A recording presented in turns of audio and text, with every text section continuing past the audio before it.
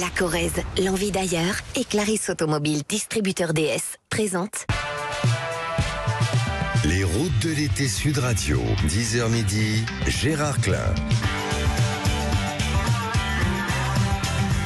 Ça rend donc, on est en Corrèze, on est toujours en Corrèze bien sûr. Ça rend au musée du président Jacques Chirac, c'est écrit devant moi.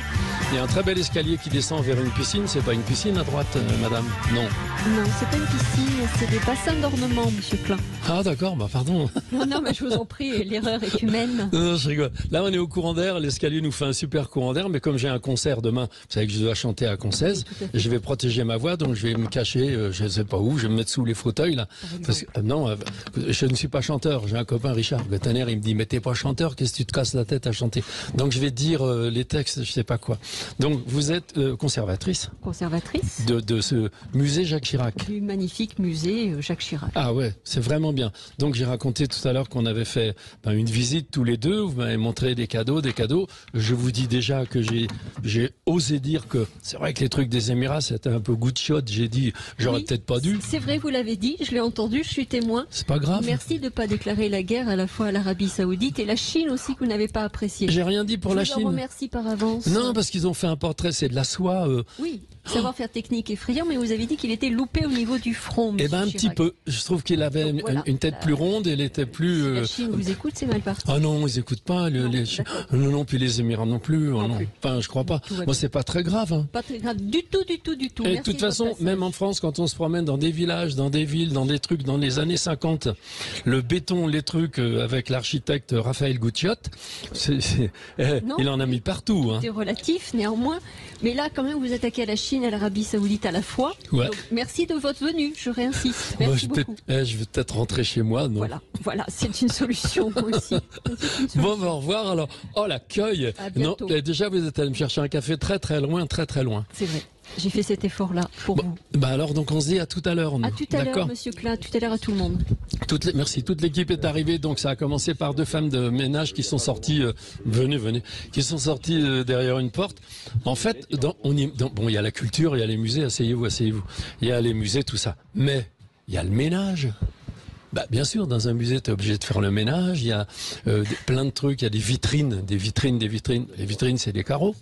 Et qui va mettre ses doigts sur les carreaux? Pardon. Qui va mettre ses doigts sur les carreaux? Bah, les visiteurs. Donc, dans ce cas-là, faut faire le ménage. Et donc, je me marrais avec les deux femmes de ménage. Donc, il y a une équipe. Il y a des gars qui sont chargés de faire les carreaux, les grandes vitres. Il y en a partout, là. Donc, voilà. Donc, vous faites pas partie du musée. Asseyez-vous confortablement. Vous avez, je raconte un petit peu, il a un jean, le monsieur, il a 50 ans, plus. Ça fait rien, on va dire 55, c'est cool. Pull gris, très bien. Parfait, merci. Et paraboot. Pourquoi paraboot? Chaussures. Drôle de question. Bah parce que c'est des belles chaussures, c'est des vraies chaussures. C'est l'histoire de famille. C'est vrai? Mon père travaillait dans les halles. Moi-même, je me suis élevé dans les halles. Et on avait on portait ce qu'on appelait des villettes. Et ces chaussures, c'est increvable. On peut courir, on peut sauter, on peut faire beaucoup de choses avec ces chaussures. On peut marcher et on est confortable. Dans les chaussures que vous avez. Alors c'est terrible parce que là, je suis pas là théoriquement à faire la pub de Non, mais la vie, c'est la vie. Quand on voit à la télé, quand on voit à la télé des images inversées, c'est marqué Carrefour, Intermarché et tout, les images sont inversées. C'est grotesque, mais c'est ridicule. Lidl s'est retourné, tu vois, pour qu'on comprenne pas que c'est... Mais c'est des trucs de faux cul, je dis ça. Mais c'est grotesque. Là, vous avez des paraboots. Bah oui, c'est des paraboots, c'est top. Ah ouais. Oui, non, mais c'est pour la vie. C'est pour la vie. Ça veut donc dire que vous avez eu dans un début de vie dans les Halles. Vous disiez. Oui. Alors c'était quoi votre famille? Elle faisait quoi? Alors, je suis issu d'une famille de paysans de Corrèze. Ouais. Dans le pays de Saint-Augustin, au cœur des Monédières, c'est-à-dire le plus beau pays du monde, mais ça, c'est évident. Ouais. Ça tombe sous le sens. Oui, bien sûr.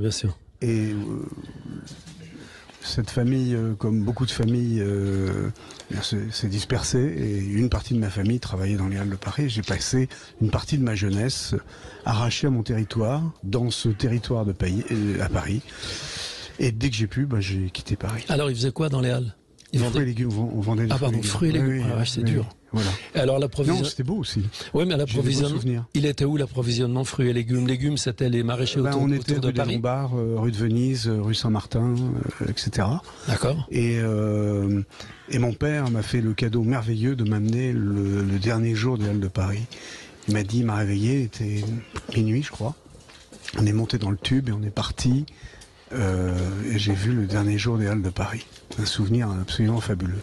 Alors pour ceux qui ne savent pas, Il n'y a rien à voir avec, avec mon métier, mais un peu peut-être. Bah si, beaucoup. Je vais dire après qui vous êtes, je vais durer le suspense quand même. Donc Parabout, c'est les chaussures, un jean normal, tout le monde porte ça. Et il a dit un tube, c'est rien du tout, c'est 3 lettres. Un tube, le tube, c'est un tube Citroën qui était en tôle ondulée, dans lequel j'ai aussi moi passé ma jeunesse avec la portière à main gauche qui s'ouvre dans le mauvais sens. Donc un jour, voilà, je faisais du bois avec l'une de nos filles, avec Marie-Pierre, on est parti, et avec Sandrine qui était une copine, une des gamines. Sandrine, elle était assise à droite dans le tube Citroën. On rentrait de de la forêt. La nuit commençait à tomber et tout. Et la Sandrine, la gamine, elle a ouvert la portière en roulant comme ça. Elle est partie, elle est tombée dans l'herbe et tout. Mais elle était vachement solide. Et donc, en fait, elle a rien eu. Mais tube Citroën, pour ceux qui ne connaissent pas, c'est dommage. Parce que si vous n'avez pas vécu des heures ou des journées dans un tube Citroën, ça fait des gens différents. Donc, le monsieur, il s'appelle Jean. Ah, c'est vrai, hein? Non, c'est vachement bien. Moi, je partais en vacances avec un tube Citroën. Et mon père et ma mère et mes grands-parents assis sur une chaise derrière.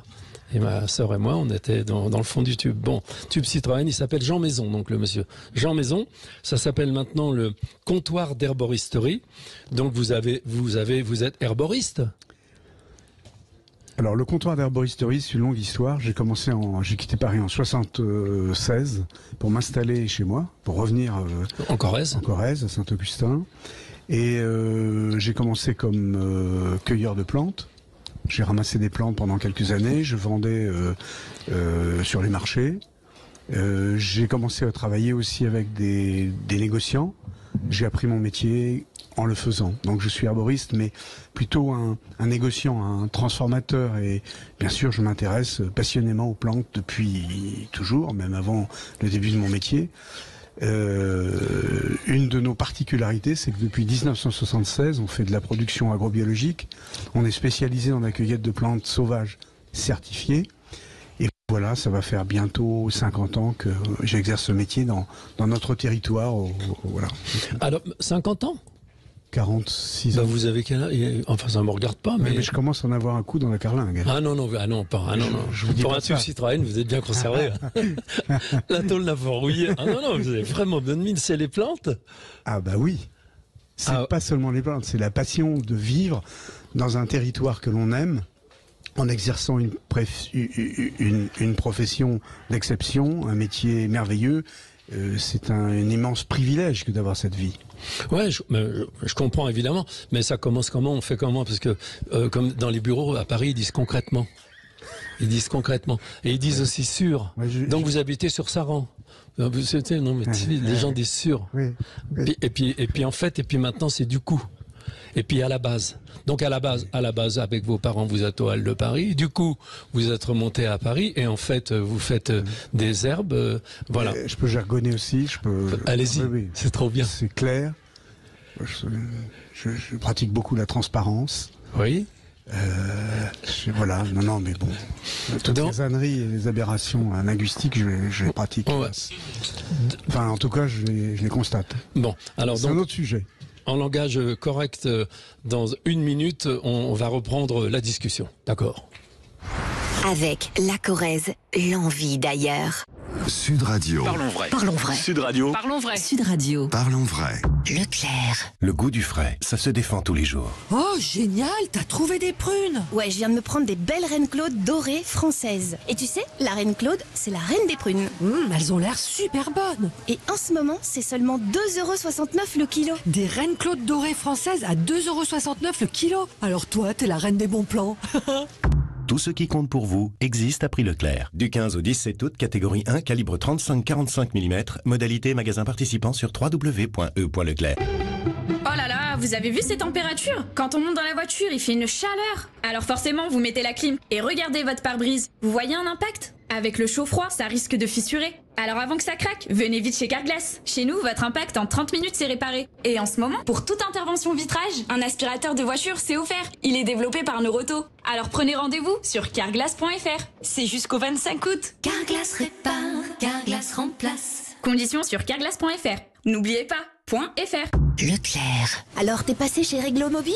Non, pourquoi? Mais tu m'as pas dit que ton forfait avait augmenté? Ah si, mais... Mais chez Réglo Mobile, c'est les gigas qui ont augmenté, pas les prix. Maintenant, pour 9,95 € par mois, t'as 100 gigas d'internet, appels, SMS, MMS illimités. Non. Mais si, et c'est sans engagement. Mais tu vas où? Chez Réglo Mobile. Salut. Des prix bas, la souplesse en plus, ça c'est Réglo. Forfait pour des communications intra-France métropolitaine hors numéros spéciaux, disponible dans les centres Leclerc et sur réglomobile.fr. Conditions de l'offre consultable sur le site. Écoutez Sud Radio Valenciennes en DAB+. Sud Radio. Le cidre de France avec Thierry Marx. L'été, c'est la saison des planchas, des barbecues. Prenez une belle tranche de merlu, une côtelette. Avec ça, un cidre frais, vif, expressif. Ça se savoure. Le cidre de France, tout naturellement. Pour votre santé, attention à l'abus d'alcool. Clarisse Automobile, distributeur DS, présente Les routes de l'été Sud Radio, 10h midi, Gérard Klein. Clarisse Automobile, salut Philippe. Il s'appelle Philippe, celui qui s'occupe de ça. Donc Saran, on est en Corrèze et c'est très beau. Moi on roule beaucoup avec la vieille DS jaune, donc on fait des 10, 20, 30, 40, 50 km. Par rapport à l'Auvergne, nous dans la vie, il y a un département ou une région ou une femme qui vous emmène quelque part. Moi, Françoise, elle est d'Auvergne, elle est métissée parce que son père était auvergnat et sa mère française, donc ça fait un métissage quand même. Pas simple. C'est du sacré métissage. Et donc on va à Blel, le village où on est tout le temps. Je suis habitué aux routes, ça monte, ça descend, Massiac et tout ça, c'est plutôt plat. Mais là, c'est très différent. C'est humide quand même. Bon, là, il a plu, mais c'est très très vert. C'est vert. Il y a des bois. Et hier, je disais, il y a des tas de bois magnifiques, mais vraiment magnifiques. Ça sent. En fait, le métier que vous faites, Jean Maison, donc dans le comptoir d'herboristerie, ça s'appelle, c'est un métier où on sent quelque chose. Toute petite parenthèse, je vous regarde juste devant moi, vous êtes là, mais à ma gauche, il y a la conservatrice du musée qui fait les 100 pas sur la grande esplanade. En fait, elle entend, non. Elle est vachement inquiète. Vraiment. Elle est inquiète depuis le début et tout à l'heure on a visité tous les deux tout le musée, donc je la faisais rire en disant mais c'est moche ces trucs-là et tout. Qu'est-ce qu'il a bien fait de les redonner et tout. Et il faut pas qu'elle soit inquiète. Je veux dire, il y a pas de. C'est une émission de 2 heures où on ne fait que parler. Patrick Roger, qui est le directeur de la radio, je lui ai dit on va mettre de la musique. Il m'a dit non, c'est du talk, T-A-L-K. C'est du talk. Ça veut dire qu'on cause pendant 2 heures. C'est pas évident, hein. Parce que des gens comme vous, vous êtes peut-être pas très causants. Si, je suis causant, si. Je fais la guerre effectivement aux anglicismes férocement. Oui. Mais oui. Donc non, mais si bien sûr, je suis causant. Et vous étiez vraiment malheureux quand vous étiez à Paris? On va dire que j'ai une non, pas malheureux. Enfin, mes parents ne sont pour rien dans cette affaire, mais c'est une histoire. J'ai été arraché à un territoire où j'étais intimement et précisément installé, et pour moi c'était un déchirement. Donc je suis rentré le plus vite possible. Vous aviez quel âge? D'abord rentré chez moi. En partant à Paris, quel âge? J'avais 4 ans. Ah là, c'est tôt. Oui, je suis né à Tulle, voilà. Non, mais tout le monde ne le vit pas comme ça. Il y a beaucoup de gens qui ont fui la Corrèze en disant c'est un pays de paumés, de pauvres, de désertification, de que sais-je. Moi, c'est exactement le contraire. Je n'avais envie que de vivre là, parmi ces forêts dont vous parlez, parmi ces landes à calunes, parmi ces animaux, ces insectes, ces plantes, et surtout le cœur de la paysannerie corrézienne qui est merveilleux. C'est la souche profonde d'un pays de caractère, avec des gens qui savent quand ils disent oui et qui savent quand ils disent non, qui posent les choses et qui ont encore un peu de trempe, quoi. Ah ouais? Je crois. Ah, ouais, bah si vous le dites, on sent bien que vous êtes sincère et que vous êtes de là. Quand on roule en voiture, il y a beaucoup de bruyères sur les bords de route. En ce moment, c'est l'Erika surtout qu'on voit, c'est la fin de l'Erika, et bruyère Erika. Alors, expliquez. Disons moi je dis bruyère. C'est parce qu'elle est en fleurs, donc c'est beau. Il y a plusieurs types de bruyères. Allez-y. Il faut savoir que la Corrèze est le Limousin, mais la Corrèze était un pays pendant des siècles, qui était un pays basé principalement sur l'élevage ovin. C'est l'agropastoralisme.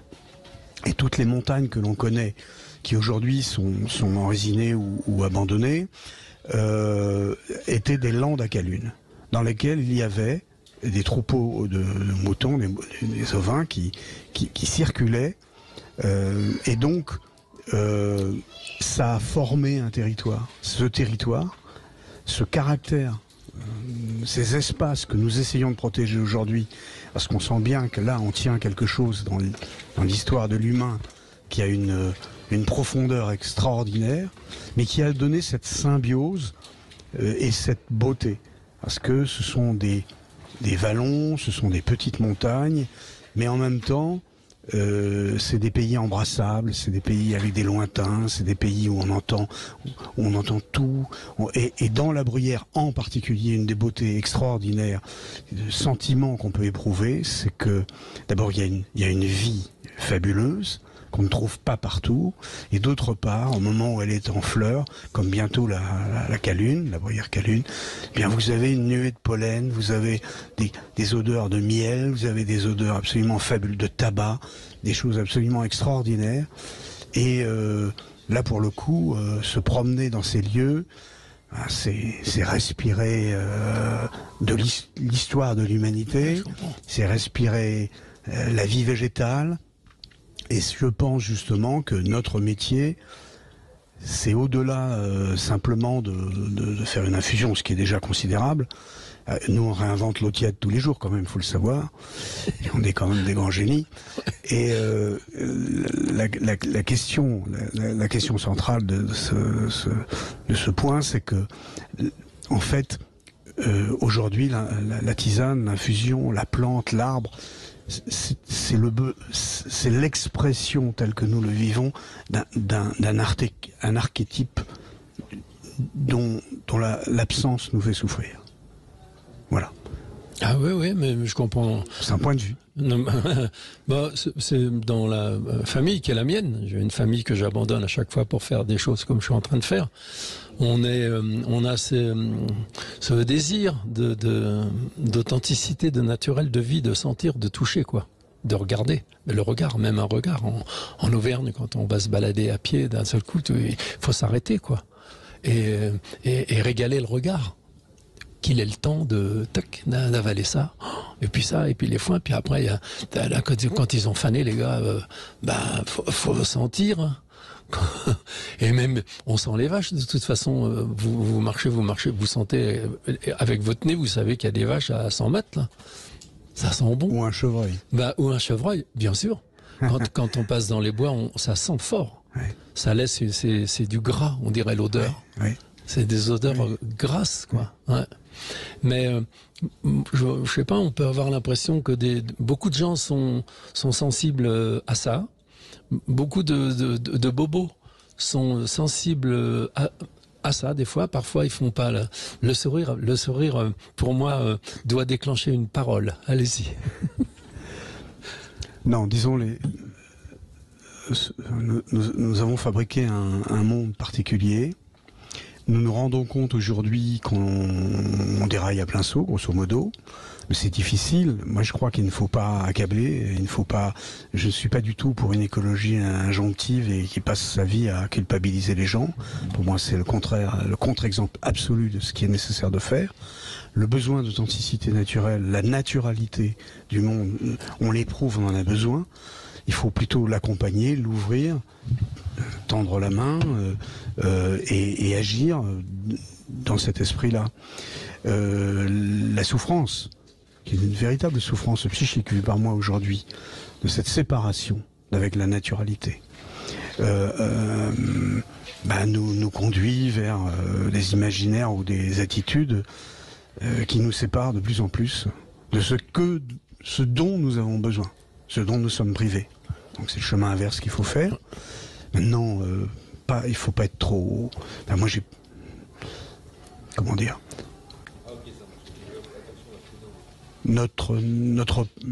Ce qu'on essaie de dire à travers le métier et le métier d'artisan que nous faisons, et le métier de commerçant que nous faisons. Ah oui, bien sûr. Ce métier-là, nous essayons de dire, j'ai un petit slogan qui s'appelle « La plante, la vie ». Voilà, la plante, la vie. Mais oui, c'est simple, c'est ça. Mais alors comment vous faites? J'allais dire concrètement, mais je me retiens. C'est un gros mot, non, je rigole. Comment vous faites pour passer des petits paquets que j'ai en carton avec la petite fenêtre pour voir ce qu'il y a dedans, digestive, le compteur pour arriver à ça? Il faut planter, il faut récolter, il faut arroser, il faut pas arroser, il faut choisir les graines. Du début, c'est quoi? Alors, tout d'abord, je suis engagé dans l'agroécologie, l'agriculture biologique, et il faut rappeler de temps en temps que l'agriculture biologique n'est pas une idéologie, c'est une technique agricole au service du bien commun et de la population à qui on va vendre nos produits. C'est-à-dire on fait ça parce qu'on considère, on est d'abord des arboristes, on applique des méthodes agronomiques parce que c'est ce qui permet, vu par moi et par mon équipe, d'apporter le meilleur produit au bon moment à la bonne personne. Donc, qualité aromatique et tout ce qui est autour de l'agriculture biologique, c'est-à-dire limiter la pollution des eaux, éviter les intrants violents, pesticides, herbicides, j'en passe et des meilleurs. C'est-à-dire que c'est un ensemble de faits qui, théoriquement, doivent permettre, par la qualité des produits obtenus, d'amener quelque chose de bon, de savoureux, d'utile pour le bien-être des gens qui nous font l'honneur d'acheter nos produits. D'accord, donc ça veut dire qu'au départ, il faut que vous trouviez des territoires, une terre, on va dire, propre, qui peut nourrir vos graines, pas un truc qui a été délavé par Glypholand. Oui, alors on est très organisé, on a un réseau sur toute la France et un peu dans le monde, puisqu'on ne travaille pas qu'en France, mais on a une grande partie de nos activités qui se développent avec des agriculteurs, des producteurs ou des coopératives sur toute la France, avec les plantes dans leur berceau. C'est aussi une de nos réflexions, aller chercher les plantes où elles sont appropriées et dont les qualités que nous recherchons se trouvent. Vous savez, on peut associer la production de tisanes et la production de plantes à la viticulture, le terroir. Et vous avez des caractères. Dans le thym du Larzac n'a pas le caractère du thym des monts d'Alaric, n'a pas le caractère de la Haute-Provence. Donc chaque terroir donne un caractère. La bruyère de Corrèze, c'est une bruyère absolument exceptionnelle. Je vais me faire attaquer par les gens des Monts d'Arrée en Bretagne, mais enfin, bon... Voilà, on est cousins germains, mais il y a du caractère. Ah ouais. Juste une petite parenthèse dans le thym. Le thym, moi j'ai passé, je ne vais pas raconter ma vie, enfin j'ai tourné beaucoup, une série notamment. Le dimanche, je me saoulais pas ni rien du tout, donc je m'emmerdais. Pour faire court. Et donc mon refuge, ça a toujours été ma voiture en fait. Donc je partais le dimanche matin, je me lève tôt, j'aime le matin moi. J'aime le matin quoi. C'est physique. Et je partais tôt, tac tac, tout le monde dormait évidemment, samedi soir, c'était ce qu'il fallait faire. Et je roulais et je me souviens du Vigan. Au Vigan, je suis allé traîner, puis je m'arrête dans le caillouet blanc un peu, tu vois, puis je m'arrête comme ça. Après il y a le Larzac, donc on est un peu entre les deux. Et là il y a du thym. Et alors, ce thym, quand on le touche, quand on sent, il est plutôt poivré. Il est plutôt pointu dans le truc. Et ça vient de quoi toutes les différences? Parce que là, on a des herbes, mais il y a quand même... Bon, vous parliez du thym, donc en effet, celui-là, ils sont très différents. Oui, parce que certaines essences n'ont pas les mêmes tonalités. Vous allez avoir du thymol, vous allez avoir du camphre, vous allez avoir... Et en fonction des terroirs, en fonction des minéraux, en fonction de la pluviosité, en fonction des différentes expressions du sol, vous allez caractériser, ou la plante va se caractériser. Ensuite, vous avez les étapes, c'est-à-dire que nous on ramasse du thym qui n'est pas fleuri, pour 90% du thym qu'on ramasse, et donc nous sommes, toujours à la recherche de la matière la plus appropriée, la plante qui arrive à la maturité qu'on attend. D'accord. Par rapport à l'échange qu'il va y avoir entre la plante, parce que la plante vit toujours. Ok, j'ai compris. Non, ça m'intéresse bien. Mais alors là, je vous regarde dans les yeux, je vais faire un saut violent dans l'espace, je vais envoyer des pubs. Avec la Corrèze, l'envie d'ailleurs. Sud Radio. Sud Radio. Parlons vrai. Parlons vrai. Sud Radio. Parlons vrai. Oui, on est là. Justement, j'étais en train de demander les noms de toutes les personnes qui sont là, parce que tous les deux, on est quand même très bavards avec, avec le monsieur, avec Jean Maison. Et donc, vous croyez qu'il y aura une évolution dans le bon sens un jour on parle même pas de ce que vous faites, de vos herbes que vous vendez, évidemment. Vous croyez que ça va changer ou pas, en fait, vous, dans l'idée, l'idéologie, comment la planète? Est-ce que la planète, elle est embêtée, la planète, là? Je sais pas ce qui nous appartient réellement. On est quand même, globalement, des pauvres gens, hein, quand même. Ouais. Des pauvres types, quand même, grosso modo. Et donc, ce qu'il faut, c'est ralentir un peu au niveau de l'idée qu'on se fait de soi. Et donc, il me semble qu'il est temps de réécouter, justement, vous parliez d'écouter tout à l'heure quand vous sortez dans les montagnes ou il faut réécouter le monde, il faut regarder la beauté du monde, l'émerveillement. Et donc, écoutez, je crois beaucoup, je suis assez optimiste. Ouais. Je pense que la jeunesse porte des... Je suis pas en situation de... Je suis pas dans une inquiétude folle. Je suis inquiet pour l'immédiat. Mais... Non, je réfléchis parce que c'est vrai que j'ai 4 filles, 6 petits-enfants, la même personne... que j'aime, on va dire. Et évidemment, on prend des tisanes et tout, mais c'est difficile pour vous, enfin difficile. Ce que vous disiez tout à l'heure, c'est qu'en fait, c'est pas que c'est pas pris au sérieux une tisane, mais les gens ont l'impression que ça leur fait rien, alors qu'un bon médicament sous blister rouge ou blanc, tu vois, qu'on prend, là c'est top. On est sûr que ça va marcher. C'est ça qu'il faut enlever de la tête des gens. C'est des mondes différents. Ça ne relève pas. Il y a d'un côté une médecine adaptée, nécessaire et parfaitement opérationnelle. La plante, c'est un autre regard sur le bien-être, sur sa façon d'être. Ouais. C'est un partage, c'est une intention, c'est une attention. On est dans autre chose, mais dont nous avons impérieusement besoin, comme d'autres. L'eau. Comme de l'eau, l'eau est essentielle, enfin, une bonne tisane d'ailleurs. Ouais. Ah bah ouais, bien sûr, et même la bière et tout. On se connaît, enfin vous connaissez tous. Dites-moi qui elle est, comment elle s'appelle et pourquoi elle se tient le dos. Elle a eu un accident de moto en venant ici. Alors Stéphanie Coulange, elle a bâti sa société. Elle fabrique de la bière et voilà. C'est un beau chemin personnel, une belle aventure. On a visité hier. On y a été hier. On a été la voir. Il y avait une vieille moto, je crois que c'était une Triumph, c'était une vieille Kawa, avec une bosse à gauche sur le réservoir. J'ai dit, elle roule, elle m'a dit, ouais, elle roule. Ah ben non, je viendrai avec elle, m'a dit. Et du coup, elle est tombée. Bravo. Alors, viens Stéphanie, on va parler ensemble, mais la dame qui est au milieu, qui me regarde depuis le début, je vais parler avec elle, parce que je me sens vraiment très très gêné. C'est la présidente de Corrèze Tourisme. Alors, tous les présidents me font peur en général. Le seul président avec lequel j'ai vraiment ri et bien rigolé, c'était monsieur Jacques Chirac. J'ai ri, mais on a ri. Enfin, je raconterai peut-être ça. Donc, on va laisser parler un peu la dame, l'officielle, la présidente du tourisme et tout, mais j'ai toujours peur des présidents. Non, mais allez-y. Parce qu'en fait, sa bière, hier, on a visité chez toi. Donc, c'est un endroit incroyable, qui doit faire 400 mètres carrés à peu près au sol. 300 mètres carrés, moi j'étais pas très loin. Dans le fond du bâtiment, il y a une caravane avec la porte ouverte, donc c'est qu'elle doit servir à quelque chose. Il y a deux énormes cuves, des trucs en cuivre dans lesquels tu travailles, tu fabriques ta bière. On va pas raconter exactement comment on fabrique la bière du début à la fin. On va surtout parler de toi, de qui tu es, de ta démarche. Pendant un moment, tu parlais, puis tu as dit un O très ouvert, comme ça, un petit A. Et je me suis dit, je t'ai dit, t'es du Nord. Ouais.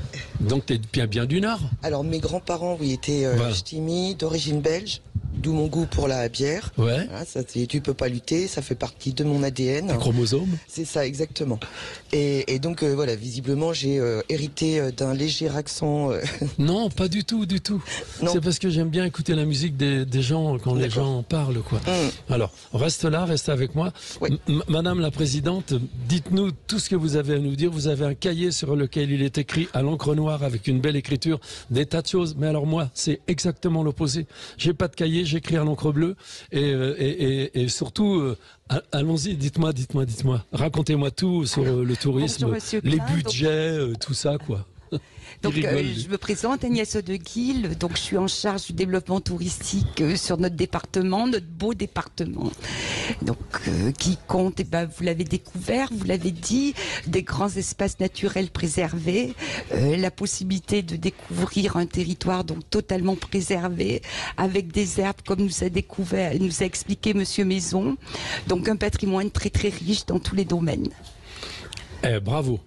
En fait, la manière de chanter une chanson, ça change quand même les choses, quoi. Parce que la chanson que chantait Jean, tout à l'heure, Jean Maison, c'est la même. En gros, c'est la même chanson. On est d'accord? Non, il est en train de boire un verre d'eau. C'est la même chanson. Et vous la chantez d'une autre façon. Je vois l'auditeur qui sourit. L'auditeur ou l'auditeuse, non, ou l'auditrice rigole. Et alors après, comment est-ce que vous arrivez à rester en contact, en fait, physique, dans le désir, avec, par exemple, Jean, ou avec la jeune femme de la bière? Parce que elle, quand on rentre dans l'endroit où elle travaille, c'est extraordinaire. Et ton pote qui est venu récupérer, comment ça s'appelle quand tu as fini la bière, ce qu'il a récupéré? Il faut que la drèche. La drèche, voilà. De Malte, voilà, c'est la drèche. Et donc effectivement que je donne à un copain agriculteur et qui le donne à ses bêtes. Il est top. Ouais. On est arrivé, il était 2h de l'après-midi pour voir où elle était. Moi j'avais faim, j'avais pas mangé, j'avais faim. J'ai dit j'ai faim parce que je suis bien élevé moi. De toute façon, non, je rigole quand j'ai faim, je dis que j'ai faim. Elle dit j'ai faim et tout. Son pote il était là avec le tracteur et tout et il est reparti chez lui. Il est arrivé avec 2 petites boîtes. Dans une boîte c'était du boudin. Qui fait lui-même, petite boîte de conserve. Et dans l'autre boîte, c'était des rillettes, en fait. Rillettes de canard, je pense. Rillettes de canard avec de l'ail. Il a aussi apporté un morceau de magret séché, de magret séché. Et comme il fait chaud, le magret séché, dans les restaurants chics à Paris, le magret séché, il sort du frigidaire, il est sec, tu vois, il se tient bien, je veux dire, il est bien élevé. Là, pas du tout. Il était chaud. Donc le gras était plein de saveurs. Le gras, il a dit ce qu'il avait à dire, quoi, tu vois. Moi, j'ai sorti mon couteau, j'ai coupé les tranches, on a tout mangé, c'était top. Et après, tu m'as parlé de ta bière. Mais rien que le fait de voir ce gars arriver avec son tracteur, l'endroit où tu es, toi comme tu étais, comme tu nous parlais, en fait, on a fait le tour, quoi. On a compris. Elle a des chaussures, si Dior ils les vendent, ils font faillite. Toi, lui, c'est des paraboutes. Et ça, c'est quoi tes chaussures? C'est des pompes de sécurité. Vachement bien. Voilà. Elles sont très bien. Et c'était bien que je les ai ce matin quand j'ai glissé sur la route. Ça m'a bien tenu la cheville quand même. T'as mal où alors? Et j'ai mal un peu. Là, je pense qu'il faut que il prend un angle qui me semble pas tout à fait naturel. Mais pourquoi t'as pris la moto ce matin? Parce qu'il faisait beau. Et c'était l'occasion, j'avais le temps de faire un tour de moto aujourd'hui. J'ai pas toujours le temps. Ouais, ben quand même. J'ai raconté au téléphone à ma femme tes grandes bouteilles qui font 2 litres. Oui. Et tu trouves où tes bouteilles? En fait, la bière qu'elle vend, c'est ni des canettes, ni des cannes, je veux dire, ni des bouteilles classiques avec la capsule. Enfin, il y a des capsules, mais t'as des grandes bouteilles avec le bouchon. La capsule mécanique. Voilà, capsule mécanique. Et alors, ça fait 2 litres, les grands? Ça, c'est des bouteilles de 2 litres. Voilà. Alors, je conditionne soit en bouteille de 50 centilitres ou en bouteille de 2 litres. Et sur toutes mes étiquettes, il est marqué, en 50 centilitres ou en 2 litres, parce qu'une bière, ça se partage. Pour moi, c'est la boisson la plus conviviale, tu vois. Et on boit jamais une bière tout seul. Enfin, moi, je bois jamais une bière toute seule. C'est vraiment une boisson très conviviale et qui se partage. Ouais. Et donc, ça s'appelle la brasserie des Anges. C'est ça, à Chamboulive. D'accord. Tu m'expliquais les différences entre Pilsen et les IPA. Maintenant, c'est chic, tout le monde veut des IPA, ils disent alors, IPA. Oui, toutes les brasseries font de la IPA. Alors, ça veut dire quoi? Alors, IPA en anglais, India Pale Ale. Donc en fait, c'était des bières qui étaient fabriquées en Angleterre, mais destinées aux colons anglais en Inde. Et pour que ça supporte le voyage, on mettait une double dose de houblon, parce que c'est un excellent conservateur, mais c'est également ce qui apporte l'amertume et les notes aromatiques. Et aujourd'hui, du coup, tu vois, ça a déterminé les qualités organoleptiques de ce style de bière. IPA, c'est une bière bien houblonnée, avec une amertume qui est bien présente et très parfumée. D'accord. Je reviendrai sur bien houblonné juste après. Et après, tu as une autre Pilsen, tu m'as expliqué une histoire. Voilà. Alors, une de mes bières qui s'appelle la Pils de la Monédière. Pardon. Tu veux un verre d'eau? Il n'y a pas un petit verre d'eau qui traîne là? En plus, elle a mal quand elle tousse. Les Pilsen, c'était... Enfin, les Pilsner, ce sont des bières... Merci. Merci. Des bières donc originaires de la ville de Pilsen en République tchèque. Et cette bière était très connue et très réputée grâce à la qualité en fait de son eau. Et moi, ma brasserie à Chamboulive, quand on compare les analyses d'eau de Pilsen et de Chamboulive, on retrouve les mêmes qualités. Et ce qui fait que voilà, on peut, enfin je l'appelle la Pils de la Monédière. C'est un nom qui n'est pas déposé, Pils ou Pilsner. Tout le monde peut appeler sa bière comme ça. Mais je trouve que là ça a du sens parce qu'on retrouve les mêmes qualités que grâce à la qualité de l'eau. Très bonne, elle était très... Ouais, vas-y, bois, je te tiens le micro. Non, mais je te tiens le micro pendant que tu bois un verre d'eau. Et donc, cette bière, on l'a goûtée, elle est très très bonne, elle est relativement légère, peut-être moins qu'une bière très très blonde, mais elle est légère quand même. Ouais. Elle fait combien de degrés ?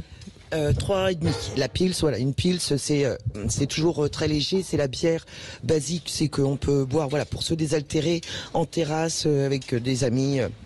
Voilà, qui reste légère. Alors ton circuit de vente, c'est quoi? C'est de bouche à oreille?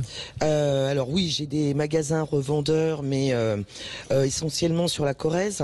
Alors j'exporte un petit peu en Haute-Vienne, comme je t'avais dit hier. À l'étranger? Voilà, c'est ça. Parce que comme je travaille, j'ai choisi de travailler à l'ancienne. Donc brassage manuel, cuisson au feu de bois et fermentation en fût de chêne. Bien sûr, ma capacité de production, elle est quand même limitée.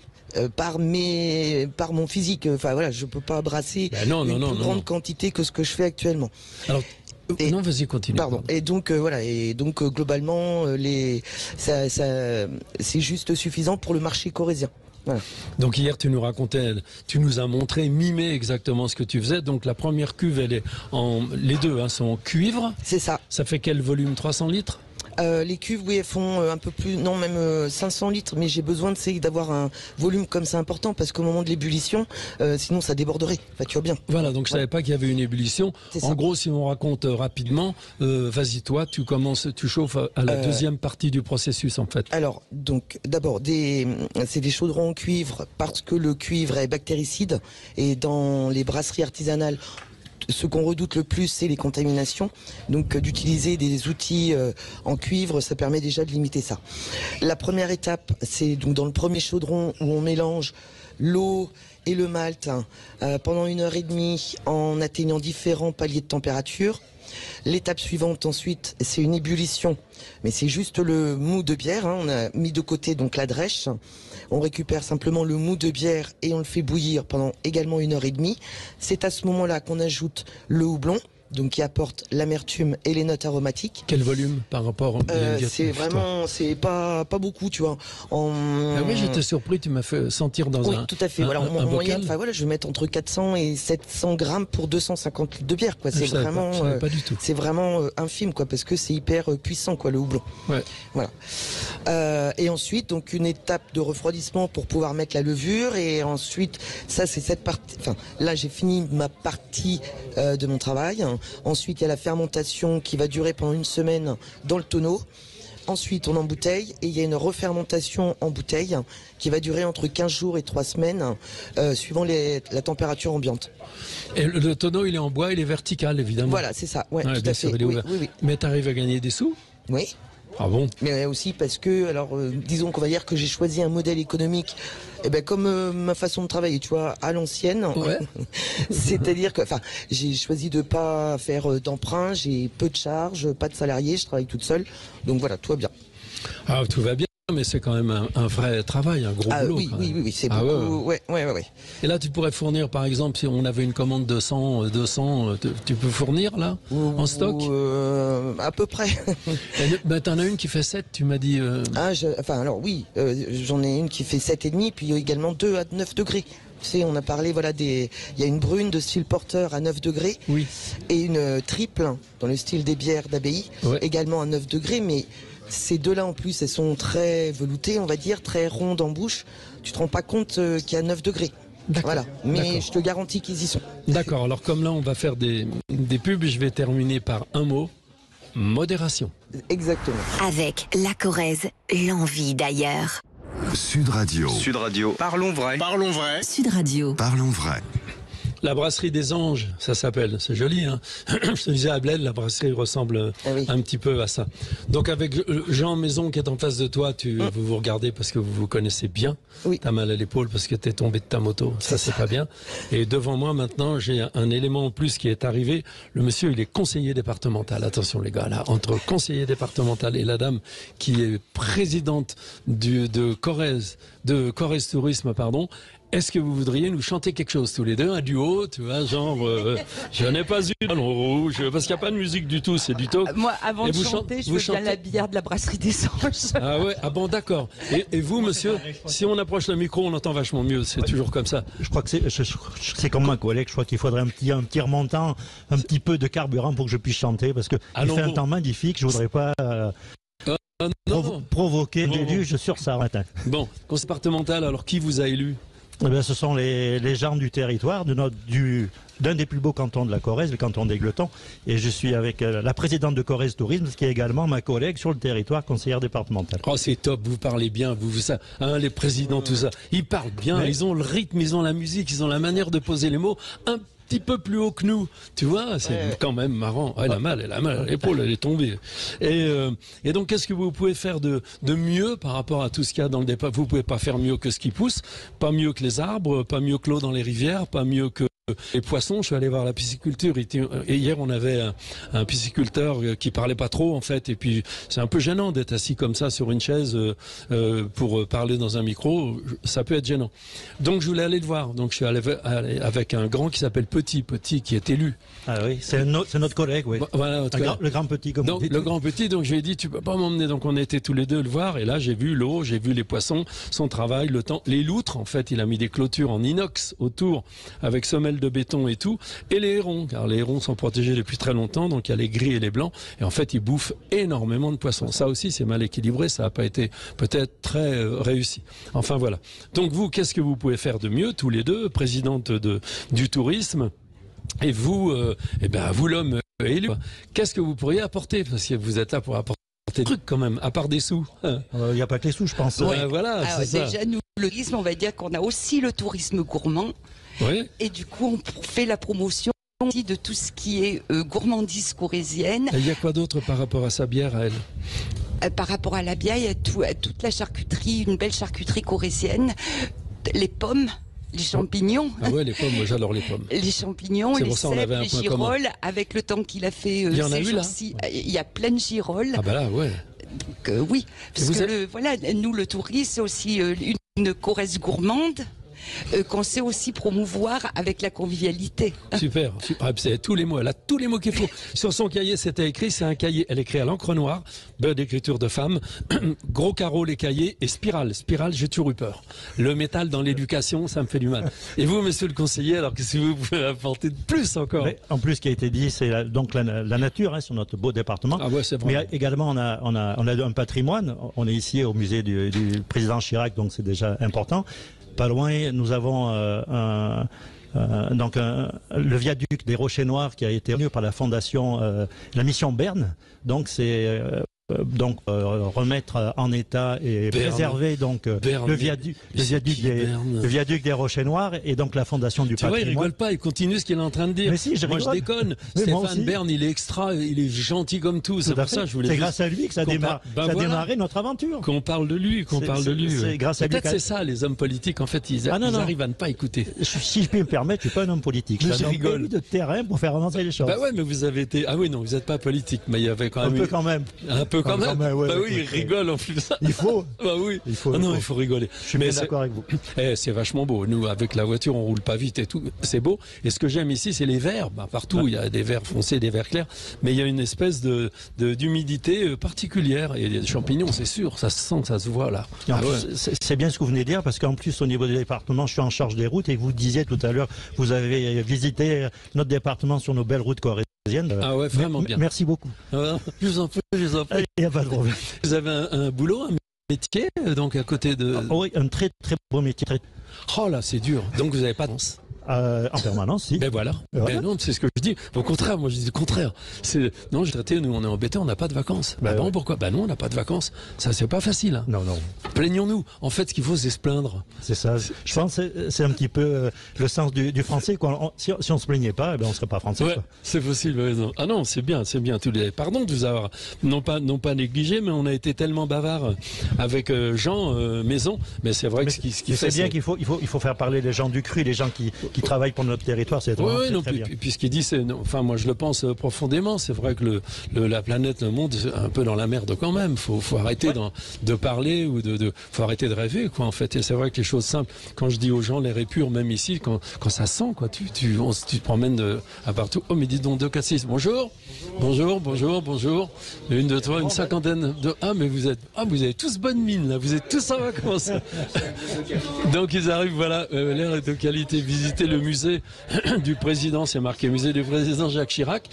Donc il y a beaucoup de monde qui vient visiter le musée. Dans le musée, ça vaut le coup d'y aller. Moi, j'ai fait la visite ce matin. Il y a des objets, mais on n'imagine même pas, quoi, que les gens. Il y a un couteau, un tout petit couteau qui est très très bien. Pardon. Et en ce moment, en dessous, donc c'est des trucs annuels, des expositions annuelles, c'est Opinel, avec la saga de la famille Opinel, c'est top. Hein. Ouais. C'était pas des feignants, hein, quand même. Bon, alors il est quelle heure? Il est 52. On a encore un petit peu de temps pour revenir. Oh oui, merci. Pour revenir à sa bière, vous la connaissez de toute façon. Vous connaissez l'endroit où elle travaille?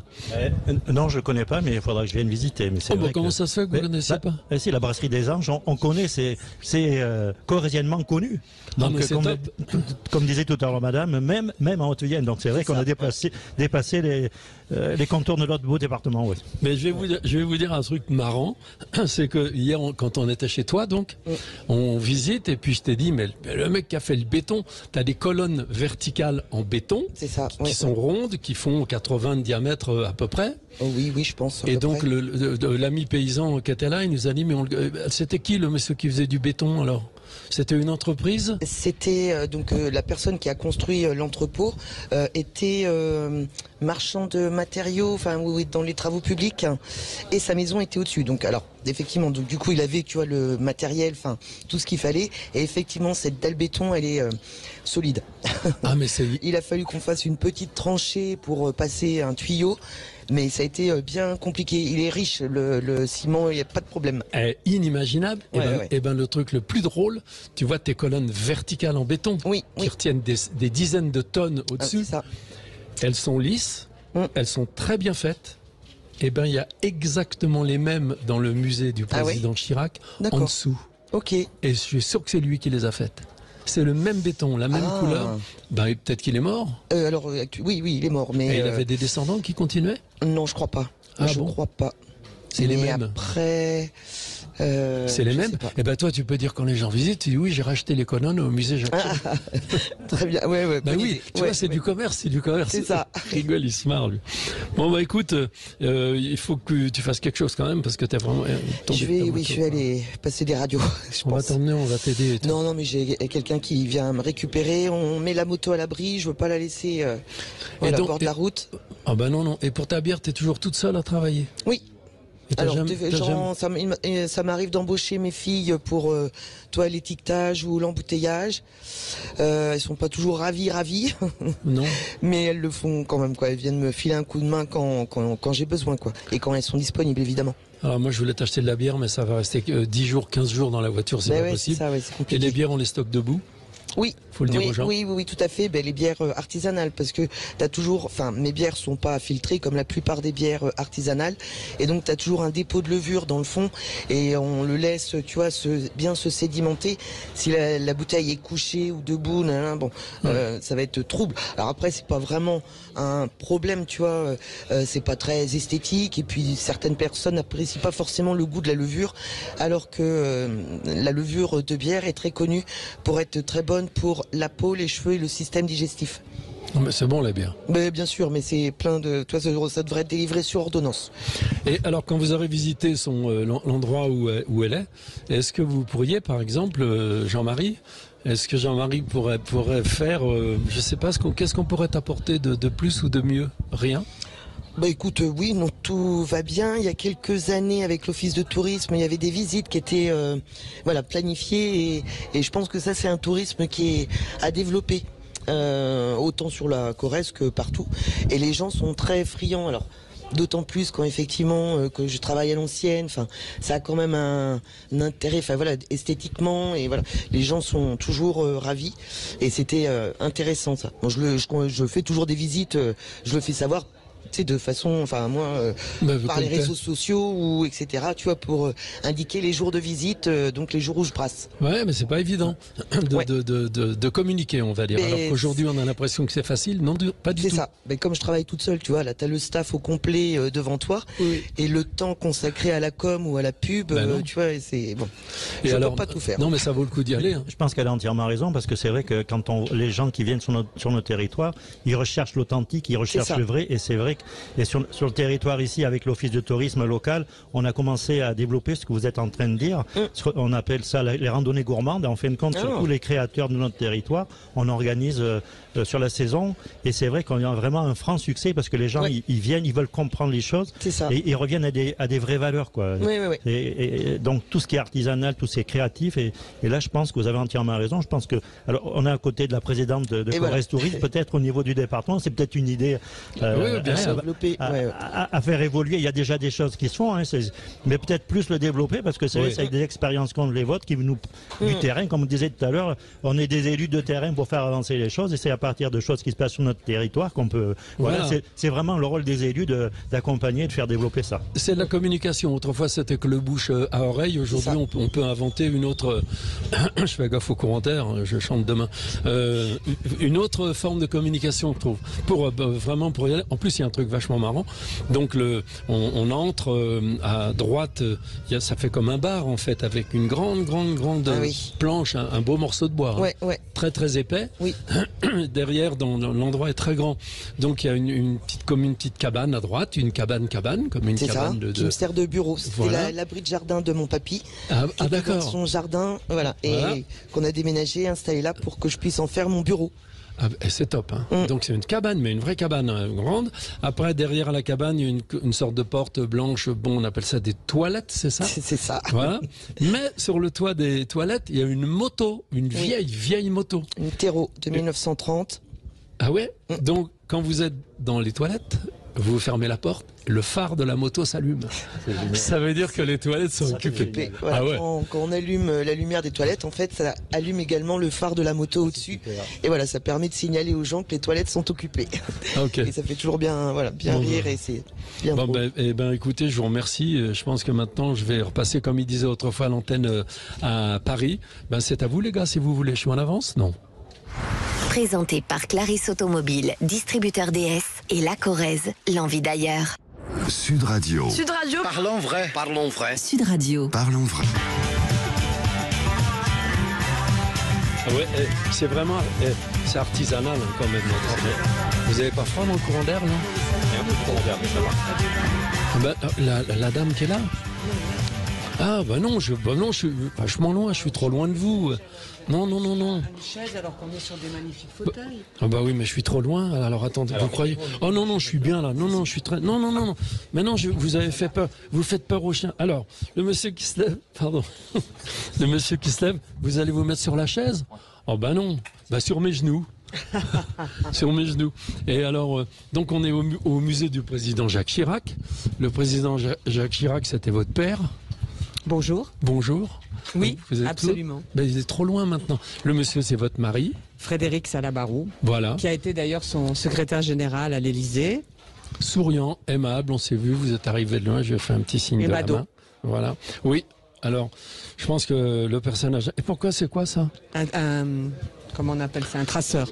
Un GPS. Ah d'accord, au cas où le chien se perde. Ah oui. Ah, c'est super, je vais m'en acheter un pour moi.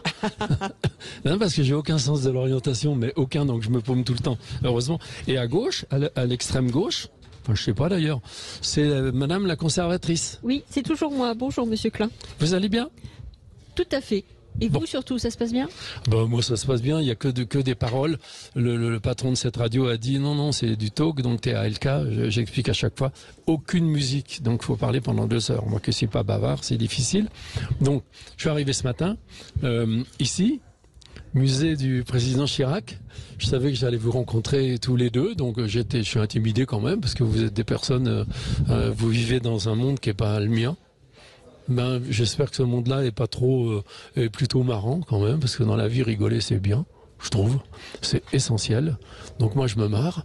Je suis arrivé avec votre père une fois, je vous le raconte ça quand même. On a ri, mais vraiment, on a rigolé. Avec Jacques Chirac, on va dire. Et ce matin, donc, j'ai dit, il faut que je visite quand même le musée. Donc, on est partis tous les deux. J'ai pris mon téléphone pour pouvoir commenter un musée en étant assis à la radio. Et j'ai fait plein de photos. Je l'ai fait rigoler parce que j'ai fait des commentaires, je ne sais pas si je peux tout dire, mais c'était bien, hein, c'était bien. Non, c'était très bien, un bon moment. Elle rigole. On a visité, donc c'était des cadeaux qu'on avait fait à votre père.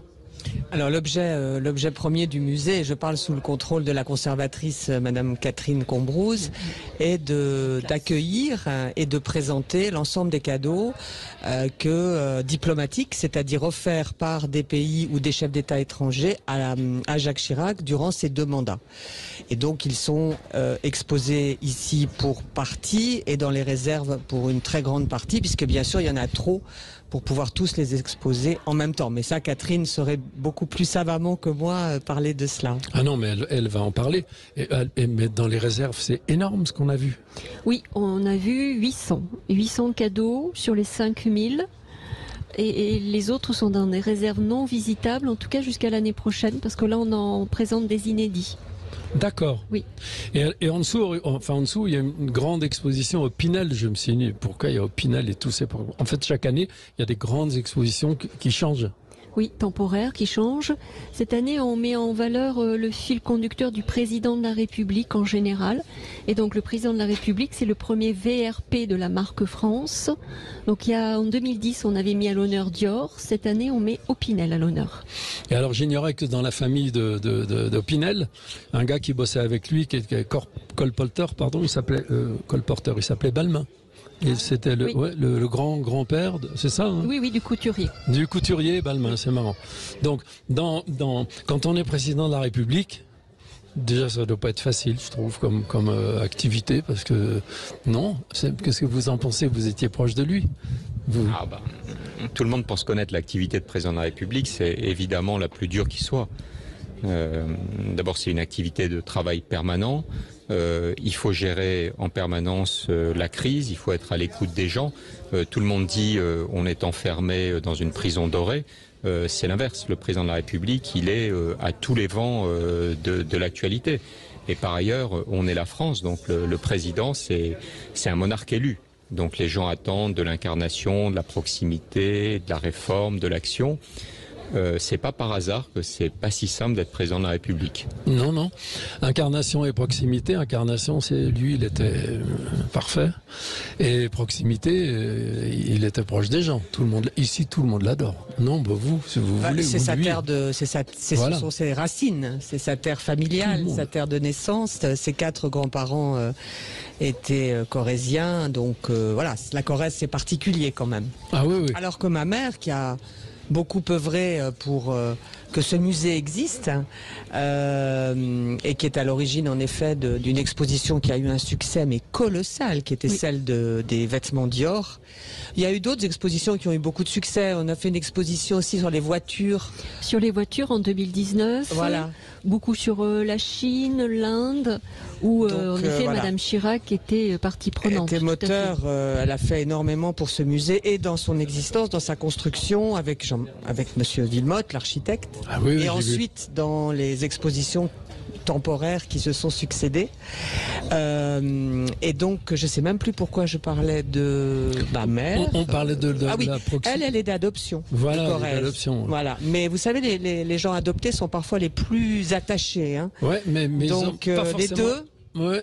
Ont un rapport à la Corrèze qui est très très très fort. Mais ils n'ont pas forcément la reconnaissance des gens du coin. Enfin, moi je suis parisien, en gros.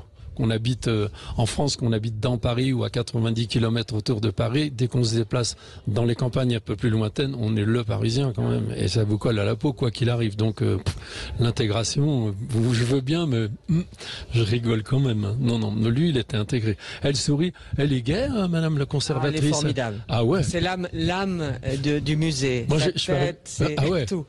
Elle est formidable. On a beaucoup de chance d'avoir Catherine Combrouse comme conservatrice. Non, mais c'est vrai, il faut continuer parce que moi ce matin je suis arrivé de bonne heure, j'ai garé la voiture et puis lui il était inquiet, le petit jeune de 21 ans qui organise tous les trucs, donc il est tout le temps inquiet. Cassez pas la tête, moi je suis pas inquiet du tout, on verra bien. J'ai dit écoute, on verra, ça devrait bien se passer.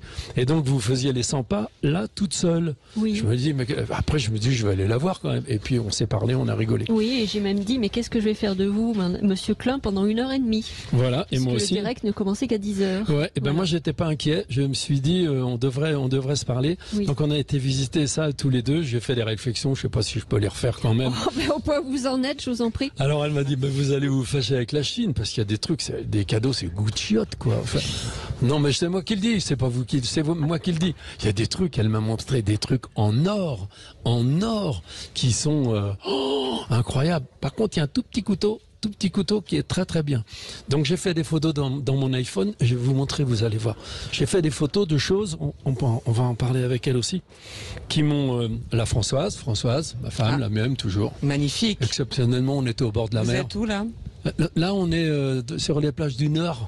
Du Nord. Côté, voilà, c'est dans mon portable. Après la Corrèze, c'est une de nos régions préférées avec Frédéric Le Nord. Le nez de Jaubourg. Quelle terre magnifique et les hommes et les femmes du Nord sont des gens exceptionnels. Oui. Et ben la jeune femme qui fait de la bière, là, je l'ai gaulée hier en parlant avec elle, avec un haut comme ça ouvert quand elle a parlé. Oh, j'ai dit t'es du Nord, Ati. Ah ouais. Il y a son pote derrière. Voilà. Salut, tu vas. Oui. Et donc là, elle est venue parler de sa bière ce matin avec sa moto. Elle est tombée de moto. Oh. Quelle idée. Donc dans le musée, on a vu des tas de cadeaux. On a vu... C'est-à-dire qu'après, les goûts, les couleurs, ça ne se discute pas. Mais c'est vrai que ce sont des cadeaux, compte tenu de leur origine, de leur époque, qui nous amènent à faire des grands voyages. Alors ensuite, on peut aimer une culture, une tradition, un style. Mais on voyage au travers du monde entier en regardant ces cadeaux. Et c'est quand même assez extraordinaire. Au cœur de la Corrèze, au cœur d'un village corrézien, donc qui est Saran, d'avoir cette ouverture sur le monde. Je pense que Jacques Chirac aurait sûrement été heureux parce que c'est un peu les racines et l'ouverture sur le monde entier. Ouais. Je pense que ça le représente bien. Exactement. Avec la Corrèze, l'envie d'ailleurs. Sud Radio. Parlons vrai. Sud Radio. Parlons vrai. Oui, mais là, faut pas nous interrompre tout le temps. Tu vois, les pubs sont finies. À la radio, ils nous rappellent. Ça va, on parlait de choses essentielles, on parlait de chiens. Oui, absolument. Et donc, Claude Chirac, vous m'avez dit, en parlant de moi, vous qui êtes un homme raffiné, d'un monde raffiné, vous m'avez tout de suite compris. Hein. Tout à fait. Alors que vous avez un bâtard. Oui, qui vient d'un refuge. Et d'ailleurs, j'en profite parce que la famille Chirac est... Peut-être plus récemment, mais la famille Salabarou, donc de Frédéric, mon mari, on est vraiment très attachés déjà aux chiens, aux animaux en général, à la vie animale et aux problématiques d'ailleurs de souffrance animale. Et on prend nos chiens dans les refuges. Voilà, et j'en profite pour dire que vraiment, quand une famille a envie d'avoir un chien, c'est une responsabilité, donc il faut bien réfléchir et ne pas faire ça comme ça sur un caprice. Mais en revanche, plutôt que d'aller acheter un petit chiot, alors bien sûr c'est mignon, mais qu'on va faire naître, prendre des chiens dans les refuges, c'est vraiment bien, il faut le faire, c'est utile. Et d'ailleurs, le président de la République et Madame Macron ont donné l'exemple puisqu'ils ont adopté Nemo dans un refuge de la région parisienne. Donc très bien, vous les connaissez ? Très bien. Non, c'est pas ça, mais je dis qu'ils ont donné l'exemple et que donner l'exemple au plus haut niveau, c'est bien. Mais alors, avec son activité, qui s'occupe du chien à l'Élysée, par exemple ? Mais ça, je ne sais pas. Je dis simplement que moi, j'ai beaucoup apprécié en tant que citoyenne que le président de la République adopte un chien dans un refuge. Mais oui, il a quel âge, lui ou elle ? Elle doit avoir 3 ans. 3 ans. Ouais. Mais elle est venue me renifler, donc peut-être je pourrais l'emmener avec moi. Non. Non, on a des chiens. Le seul chien qu'on fréquente en ce moment, c'est un chien de berger d'Auvergne. Donc en Auvergne, il y avait des chiens qui gardaient les vaches. C'était une race qui disparaissait. Les services vétérinaires de Maison Alfort, il y a 20 ans, ont dit on va retrouver des mâles et des femelles. Donc Méline, une de nos filles, elle a un chien qu'elle a appelé Rocco, mais malheureusement il a été opéré, donc Rocco avec un R minuscule maintenant. Et c'est vrai, en plus elle voulait, etc. Et il est vraiment sympa. Il est extra. On le garde de temps en temps. Bon, alors là, nous sommes donc dans le musée du président Chirac, avec à ma gauche la conservatrice. Oui, toujours. Toujours. Bonjour. À ma droite. D'ailleurs, Catherine, moi personnellement, je suis très réservée, mais il est des cadeaux diplomatiques qui sont des animaux. Le président Bouteflika avait offert un cheval, un pur sang arabe au président Chirac. Les Canadiens, alors c'était avant la présidence de la République, mais les Canadiens lui avaient offert un labrador. Le président Hollande a reçu un labrador. Donc je veux dire, moi je suis un peu réservé parce que je trouve qu'un animal vivant, ça n'est pas un cadeau. Non. Mais bon, entre pays, il arrive que des animaux vivants soient offerts. Oui, le président Hollande avait aussi reçu un dromadaire, je crois. Un dromadaire. Oh, c'est sympa ça. Mais qui était resté, qui était resté, si je puis dire, dans le pays d'origine. Et la petite histoire veut qu'en fait, il a été mangé par ceux qui étaient censés le garder. Vachement bien. Oui, c'est tout à fait ce qu'on pense. Tout de vous suite, en avez déjà blanc. mangé? Vous en avez déjà mangé? Non. Bah non, mais... Donc cadeau ou pas cadeau, quand on a faim, Ils l'ont mangé. Oui, c'est ce que l'anecdote Alors, souhaite. moi j'ai vu des boucheries avec en effet du jeune dromadaire. C'est bon, c'est un peu comme le chevreuil, mais bon. Et vous voulez qu'on regarde quelques cadeaux? J'ai fait des photos. Ça, voilà, c'est le petit couteau que j'aime bien, donc ça, je pourrais le voler facilement. Et puis là, c'est facile. Voilà. Oui. C'est un petit cadeau. C'est pas un opinel, ça. Non, pas du tout. C'est pas du tout un opinel. Non. Je sais pas qui a fait. C'est un petit cadeau avec un manche plat en bois. Il est tout simple. C'est un petit couteau montagnard. C'est marqué au-dessus. Non. Ah non. C'est un petit couteau montagnard, mais parfois les cadeaux sont anonymes. Ah, ça c'est les maillots de l'équipe de France de football. Maillot de l'équipe 98. Oui, voilà, 98, la coupe. C'est arrivé quand? Juste après? Ou comment on vous les livre les cadeaux? Il y a un gars qui arrive. Oh, ça veut dire chez les cadeaux du foot. Non, c'est pas ça. Oui, ça serait intéressant. Non, c'est l'équipe de l'époque du musée qui a été les chercher au quai Branly, qui était une des réserves du palais de l'Élysée. Donc ça arrivait directement de l'Élysée au musée.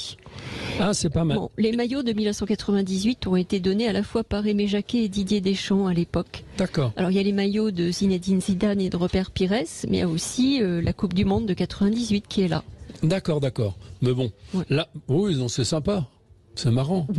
Oui. Et alors les gens, le groupe qui vient d'entrer, les 40 personnes, à votre avis, ils vont aller voir les maillots? Oui. Non, je suis pas persuadée. Ils vont peut-être aller voir les crèches.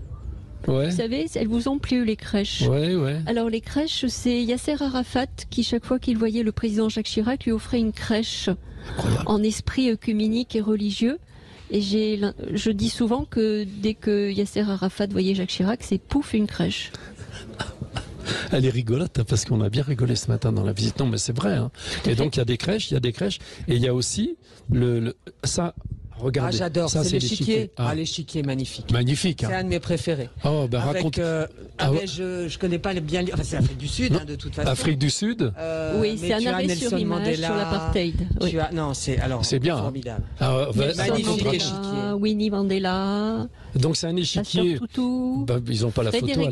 C'est un échiquier avec des personnages qui font 15-20 cm de haut, mais personnages bien réalisés. Regardez vous-même la photo là. Oui, les pions sont à l'effigie des personnages qui ont marqué l'apartheid. Ah ouais, c'est un arrêt sur image sur cette époque-là, donné donc par le gouvernement sud-africain. Donc il y a Nelson Mandela, son épouse, Desmond Tutu, Frédéric de Klerk, le seul blanc de l'échiquier qui a le rôle de la tour. Et fou, c'est Desmond Tutu, l'évêque. Donc c'est intéressant. Et le roi et la reine, bien sûr, c'est le couple Mandela. C'est un des rares objets très politisés du musée, oui.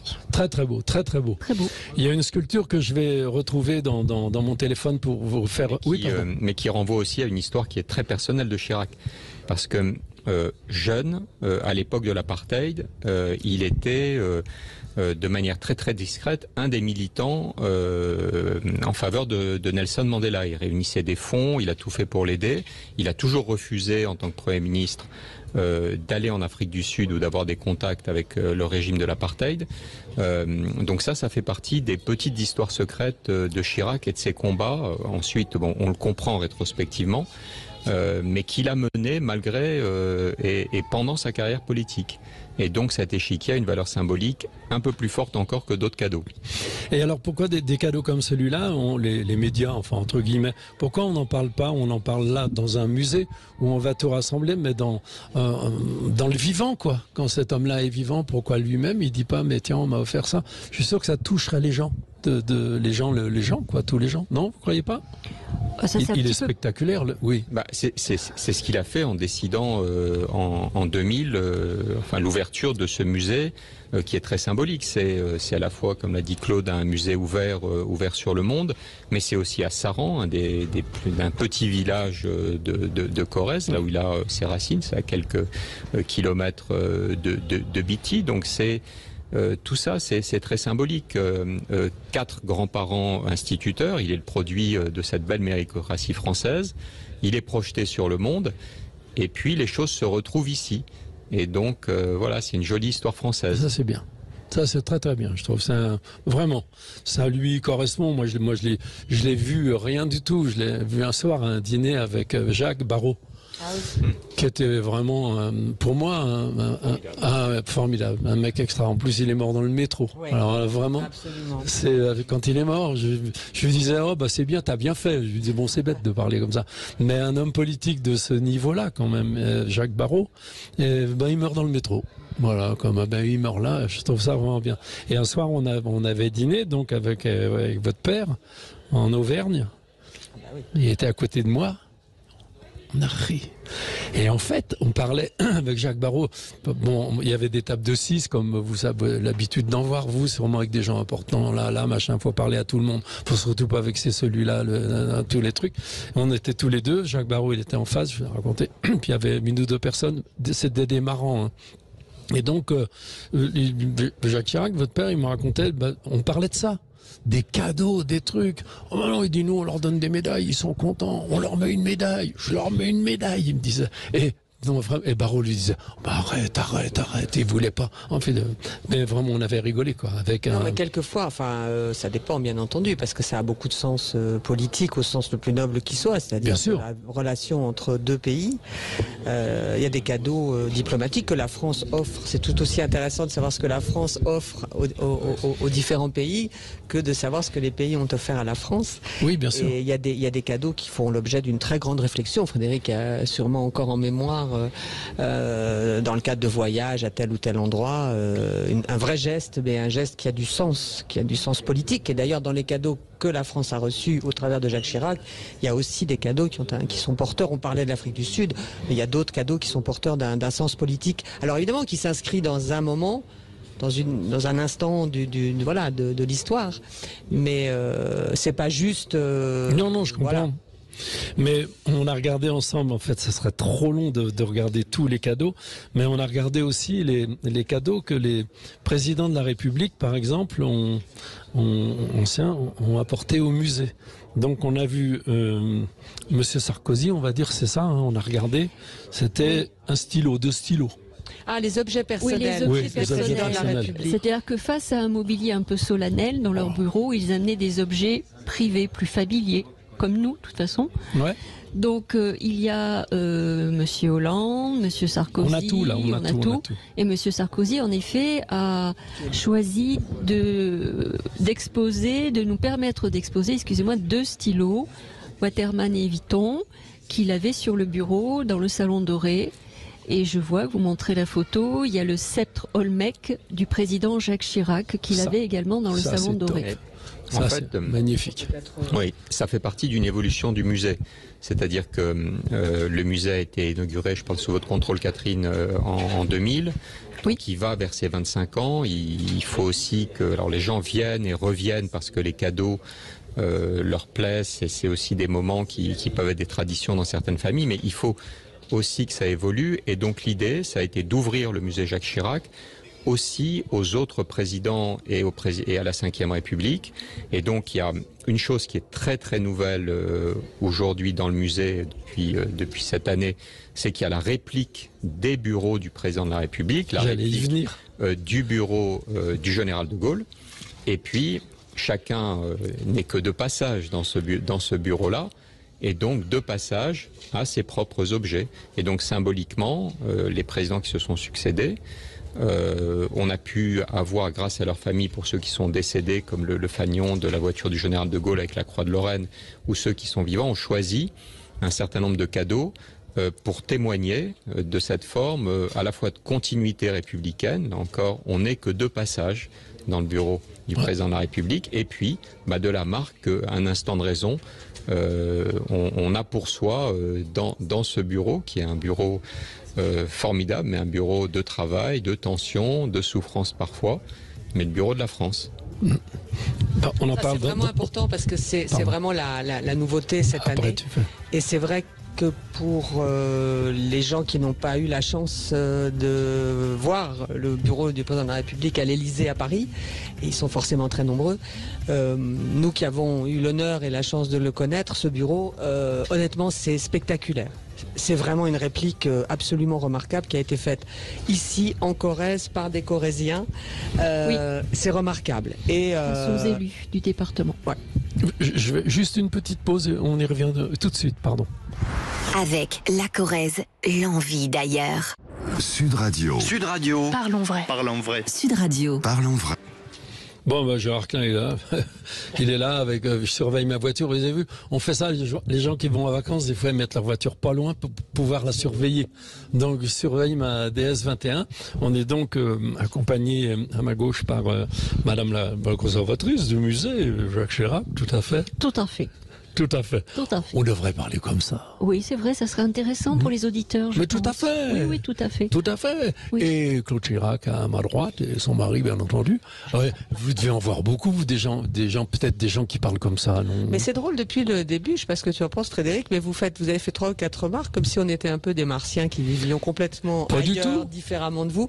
Mais je vais vous dire. C'est pas la. Enfin, comment vous dire, vous êtes un artiste exceptionnel. Vous avez eu plusieurs. Non, mais c'est vrai. Ouais. Acteur, journaliste, etc. La vérité, c'est que on vit comme on est. C'est-à-dire qu'on peut être le pape et vivre très naturellement, très simplement, les 2 pieds bien posés par terre. Et puis on peut être quelqu'un qui somme toute n'a pas accompli des choses extraordinaires dans la vie et se prendre pour le centre du monde. Donc je pense que ça ne dépend pas de votre fonction en quelque sorte, ça dépend de ce que vous êtes profondément. Et je vous rassure, je pense qu'on doit certainement, et je me permets d'inclure Catherine, vivre tous les 4 à peu près de la même manière, c'est-à-dire normalement, on va dire. Je comprends parfaitement, vraiment.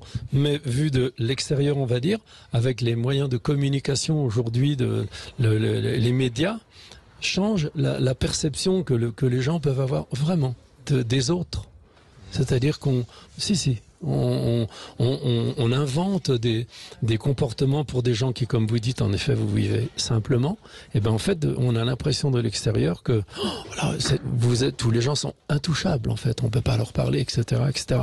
Et vous faites partie des exceptions, puisque quand on parle de vous, Claude Chirac, tout le monde dit ce qu'on dit de votre père, en fait.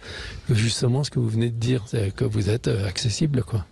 Et le grand député, là. Ah, Christophe Petit. Le grand Petit, oui. Le grand Petit, avec lequel j'étais hier. Donc, il travaille avec vous, des fois. Un collègue conseiller départemental qui est absolument... il fait partie de ces élus aujourd'hui, où on sait bien que les problèmes sont quand même immenses pour les élus et la représentation démocratique. Christophe Petit est vraiment exemplaire. Il est top. Exemplaire. Ah ouais. C'est un élu remarquable. Donc c'est lui qui m'a emmené. Je lui ai dit, écoute, le pisciculteur hier, il n'a pas eu le temps de parler, ça m'embêtait, quoi. Bon, il me dit, viens, on y va tous les deux. On est resté 3/4 d'heure, 1 heure. Il est extra. Et c'est lui qui me parlait de vous. Voilà. Évidemment, c'est plutôt intimidant pour un garçon, en effet, comme moi, de rencontrer des gens peu accessible en fait. Et imaginez-vous, moi je viens de Montmirail dans la Marne, mon père il réparait des postes de radio, je suis assis à côté de vous, je trouve ça touchant dans la mesure où, en plus j'ai rencontré... Je pense que votre père, là où il doit être touché aussi. Ouais. Du pont qu'il peut y avoir entre son métier et ce que vous faites aujourd'hui. Peut-être. Sans doute. Exactement. C'est pour ça. Enfin, on fait des choses dans la vie des fois, on ne sait pas exactement comment on les fait, pourquoi on les fait. Mais ce qui peut arriver, ce qui peut m'arriver à moi, évidemment, le parcours que j'ai... Pourquoi le jaune? Mon père, il disait... Il a connu votre carrière Non. J'ai commencé en 1965 en sortant de l'armée. Il est mort en 68. Mais non, il a connu un petit peu le début. Mais c'est évidemment, il était marrant. Il est mort en buvant des canons. Il faisait rire toute la région et tout. Donc l'héritage, j'ai piqué un peu de fantaisie dans les chromosomes de mon père, on va dire. C'est sûrement ça. Et puis on le ressent à l'intérieur de soi. De toute façon, les gens disparus, on les a en dedans quand même. Donc c'est sûr qu'il est dans la déesse, évidemment. Donc voilà. Et c'est vrai que les gens, c'est comme ça, je trouve qu'on les perçoit, quoi. Au-delà, en effet, de l'image qu'on peut faire donner aux gens dans les journaux, les trucs et les machins, c'est regrettable, je trouve. Et avec Jean, il est parti là-bas, oui, le monsieur des plantes, là, Jean Maison. C'était très très beau ce qu'il disait à propos du département et de la vie en général, des plantes. C'était vraiment très très beau. Donc là, tout à l'heure, on était dans le bureau de l'Élysée. Alors, c'était pas la même chose. Donc j'ai fait une photo. En effet, c'est surprenant. En revanche, le bureau avec la petite plaque de verre, c'est comme ça le bureau. Catherine peut. Non, la plaque de verre, non. Mais non, la plaque de verre, c'est pour protéger. J'ai pensé. C'est pour ça. Et le bureau, oui. C'est cette dimension-là. Oui. Ah oui. Ah ouais. Ah non, mais c'est une réplique, donc 100% corésienne, faite par des artisans corésiens, par de jeunes... oui, photographes corésiens, impression corésienne... Et la cheminée, Catherine. Médiation corésienne, cheminée par le lycée de Brive, le lycée Lavoisier. Et la cheminée est remarquable. Donc, tout est bien, tout est bien. Corrèze. Ah ouais, c'est réussi. Et c'est vraiment... Et je pense qu'on peut s'associer tous pour pour dire merci et donner un coup de chapeau à notre président du département, Pascal Coste, parce que, bien sûr, on est chez lui ici. Pascal, je crois que vous allez rencontrer ce soir et demain pour votre émission. Non, je sais pas. Okay. Oui. Et qui est chez lui ici et qui a permis cette réalisation absolument exceptionnelle et qui a à cœur, et moi je suis très admirative aussi, parce que c'est pas toujours le cas partout, de promouvoir les talents corésiens. Il a créé une marque en quelque sorte qui s'appelle Origine Corrèze, et donc quand vous avez des produits corésiens qui ont une qualité incontestable, ils ont cette marque Origine Corrèze qui leur donne un surcroît de notoriété et de reconnaissance. Et donc c'est très important pour lui, l'excellence corézienne, et vraiment ce bureau en fait partie, et c'est vraiment grâce à lui que le musée peut se déployer comme ça année après année, et c'est formidable parce qu'il soutient beaucoup ce musée, et donc je tenais à lui adresser un remerciement tout particulier. Alors dans ce musée des cadeaux, en faisant le tour ce matin avec Madame la conservateur, moi je suis tombé un peu en arrêt avec l'un des cadeaux qui vient du Burkina, celui-là. Ah oui. C'est joli. Ouais, ça s'appelle la maternité. La maternité, donc ça a été offert. Je trouve c'est très beau. C'est une sculpture très très simple qui est vraiment très très jolie. Oui, très simple et très moderne. Et qui représente en effet la mère et l'enfant, le thème traditionnel. C'était très beau. Et puis là, il y a des pommes, donc on a vu aussi des pommes. Oui, je me doutais que vous alliez en faire référence. Ben non, c'est parce que moi, je mange tout le temps des pommes, donc tout le monde rigole depuis des dizaines d'années. La pomme corézienne est particulièrement bonne. Hein. Très bonne, très bonne. Donc on va dire qu'on va avoir un point commun. Alors, par exemple, le groupe qui est entré, là, les gens, ils vont se diriger, je me posais la question, je vous le disais tout à l'heure, vers quoi en priorité? Il y a un chemin à suivre. Oui, on fait arrêter les groupes tout de suite sur les pommes. Voilà, c'est le clin d'œil. C'est clin d'œil au slogan électoral de 1995 du président Jacques Chirac, manger des pommes, qui avait été repris par l'émission télévisée des Guignols à l'époque. Et donc, du coup, le monde entier lui a offert des pommes, ses homologues comme les Français et les Françaises. Donc, vous avez une pomme offerte par le cuisinier Alain Ducasse, mais vous avez des pommes qui viennent du Yémen, en métal doré et argenté. Là, vous avez la pomme de la Suède, d'un club politique suédois. Vous avez les pommes de New York, jeu de mots, offert à Bernadette Chirac cette fois-ci. Vous avez un pommier carrément avec des petites pommes rouges qui sont lumineuses. Qui est offerte par un anonyme français, et vous avez même des boutons de manchette en forme de tranches de pommes. Voilà, fou, parce qu'en fait, certains Français ou Françaises se réveillent un matin en disant je vais vous faire tel ou tel cadeau au président de la République titulaire. Et alors comment on fait? Comment ces gens-là font-ils pour faire un cadeau? Ils l'envoient au service courrier du palais de l'Élysée.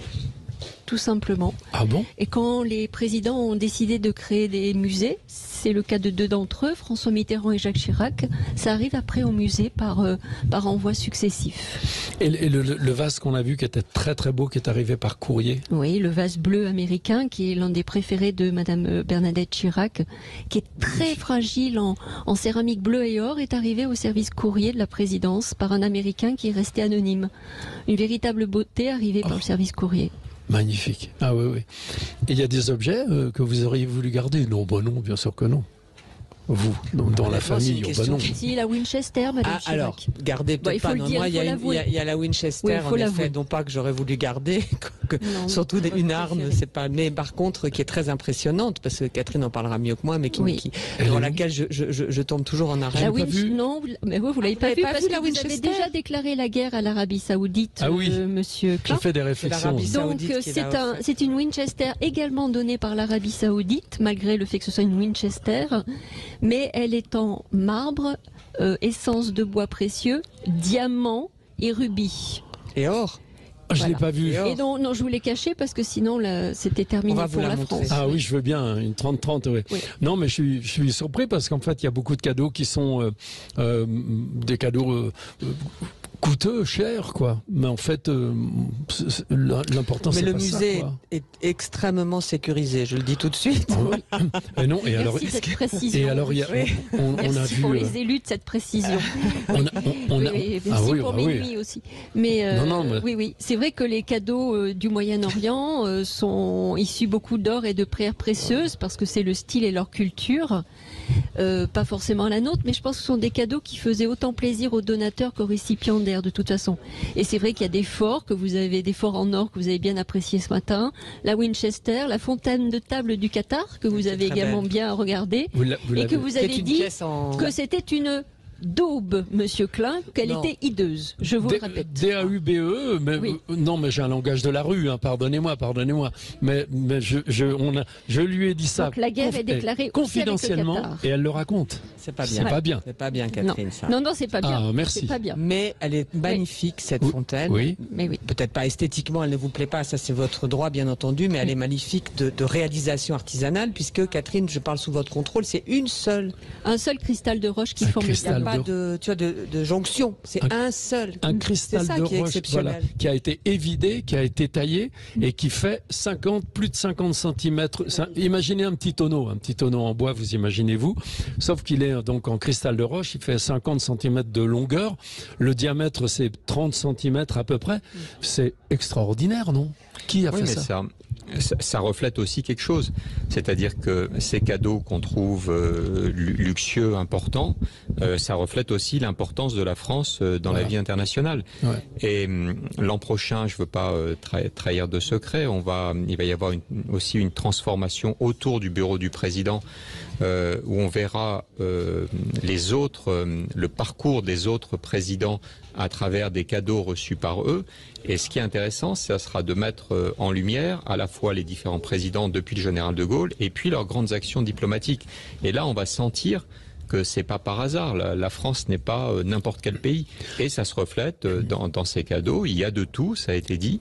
Mais quand on offre un cadeau à la France, le pays est réfléchi. Au même titre que nous, que la France, souvent, par exemple, c'est difficile.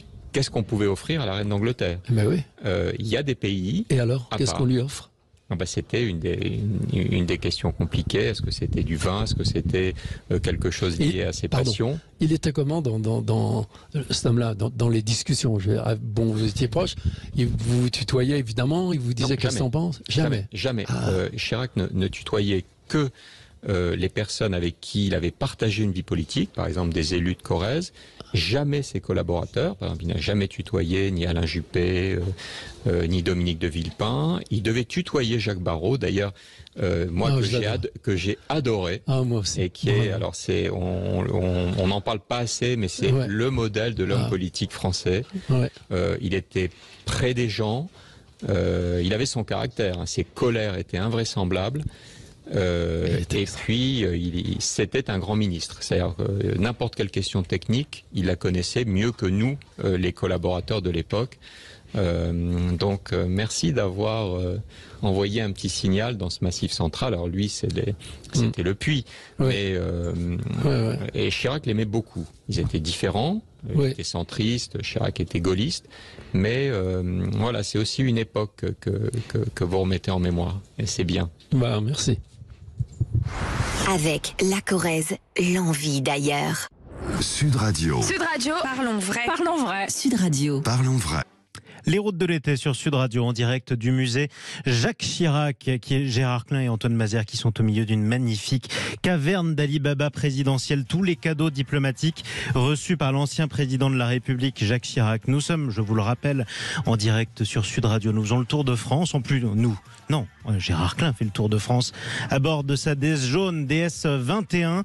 Nous serons en direct depuis le musée Jacques Chirac jusqu'à midi pour vous faire découvrir tous les cadeaux diplomatiques divers et variés qui ont pu être offerts au président de la République Jacques Chirac, et puis aussi pour parler des petites histoires dans la grande. Gérard Klein en direct de la Corrèze, toujours sur Sud Radio. C'est à vous, Gérard.